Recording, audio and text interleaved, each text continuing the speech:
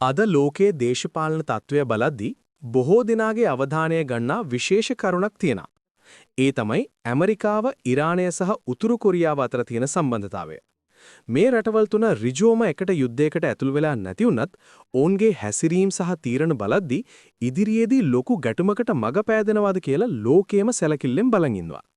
රැඳී සිටින්න මේ වටිනා කියන වීඩියෝවේ අවසානයේ තෙක්.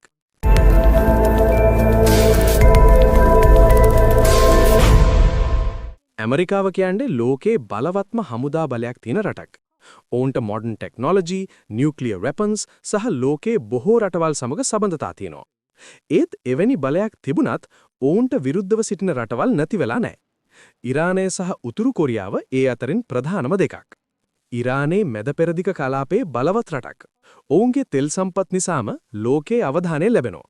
නමුත් ඔවුන්ගේ නියුක්ලියර් ප්‍රෝග්‍රෑම් එක ගැන ඇති සැක සහ ඇමරිකාව සමග තිබෙන දේශපාලන ගැටුම් නිසා මේ දෙක අතර සම්බන්ධතාවය තද වෙලා තියෙනවා. sanctions, threats සහ diplomatic tension නිසා මේ තත්ත්වය තවත් උණුසුම් වෙමින් පවතිනවා. උතුරු කොරියාව ගැන බලද්දී එය වෙනමම කතාවක් වගේ. එහි නායකයා වන කිම් ජොං උන් තම රටේ බලය තදින්ම පාලනය කරනවා. ඔවුන්ට නියුක්ලියර් වෙපන්ස් තියෙනවා කියලා සැලකෙන නිසා ලෝකයටම එය ලොකු බියක්. ඔවුන් කරන මිසයිල් ටෙස්ට්ස් හරහා ඔවුන්ගේ බලය පෙන්වන්න උත්සාහ කරනවා. ඒවා ඇමරිකාවට සහ එහි සගයන්ට ත්‍රෙට් එකක් ලෙස බලනවා. මේ සියල්ල එකට බැලුවම වැදගත්ම ප්‍රශ්නය වන්නේ උතුරු කොරියාව ඉරානයට සපෝට් එකක් දෙයිද කියන එකයි. ඍජුවම බලද්දී මේ රට දෙක අතර ඔෆිෂල් මිලිටරි ඇලයන්ස් එකක් නැහැ. ඒත් ඔවුන් දෙදෙනාම එකම සතුරාට මුහුණ දෙනවා. ඒ නිසා ඉන්ඩිරෙක්ට් සපෝට් එකක් තිබිය හැකි කියන විශ්වාස කරන අය ඉන්නවා. විශේෂයෙන් මිසයිල් ටෙක්නොලොජි හුවමාරු වීම හෝ මිලිටරි නොලෙජ් ෂෙයා කිරීම වගේ දේවල් ගැන සැක පවතිනවා. ඒත් ඍජුවම යුද්ධයකට උතුරු කොරියාව ඇතුල් වෙයි කියන එක සරල දෙයක් නෙවෙයි. එවැනි තීරණයක් ගන්න එක ලෝකයේම බලපාන විශාල ප්‍රතිවිපාක ඇති කරනවා. නියුක්ලියර් වෙපන්ස් තිබෙන නිසා එවැනි යුද්ධයක් සීමාවෙන් පිටතට යාමට ඉඩ තියෙනවා. ඒ නිසා බොහෝ විට රටවල් ඩිරෙක්ට් වෝ එකකට යාමට වඩා ඩිප්ලොමැටික් ප්‍රෙෂර් සහ ඉන්ඩිරෙක්ට් මෙතඩ්ස් භාවිතා කරනවා. ඇමරිකාවට අලයන්ස් සිස්ටම් එකක් තියෙනවා. ඔවුන්ට සපෝට් කරන රටවල් රැසක් ඉන්නවා. ඒ නිසා ඕනෑම ඍජු යුද්ධයක් එක රටකට පමණක් සීමා නොවි ලෝකයේම ඇතුළත් වන විශාල ගැටුමක් වෙන්න පුළුවන්.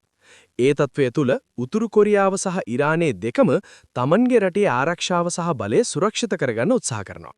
අවසානයේ කියන්න තියෙන්නේ මේ තත්ත්වය තවම යුද්ධයක් නොවේ. ඒත් ටෙන්ෂන් එක ඉහළයි. උතුරු කොරියාව සහ ඉරානයේ අතර ඍජු අලයන්ස් එකක් නොතිබුණත් ඔවුන් දෙදෙනාම ඇමරිකාවට විරුද්ධව ඉන්නවා.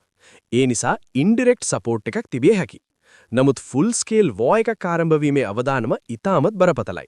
සහ එවැනි දෙයක් සිදු වුණොත් එය ලෝකයේම වෙනස් කරන සිදුවීමක් වෙන්න පුරුවන්. ඒ නිසා මේක සරල කතාවක් නෙවෙයි. මේක ලෝකයේ බලවතුන් අතර යන අඳුරු ක්‍රීඩාවක්. තීරණයක්, ක්‍රියාවක් ඉදිරියේදී ලෝකයේම වෙනස් කරන්න පුරුවන්. ඔයාක හිතන දේ පහලින් කමෙන්ට් කරන් යන්න. මෙම වීඩියෝව හොඳයි නම් අපගේ channel subscribe කර ඊට එහා පැත්තේ තියෙන bell icon එක ඔබලා all click කරලා අපගේ තවත් වටිනා වීඩියෝස් නරඹන්න.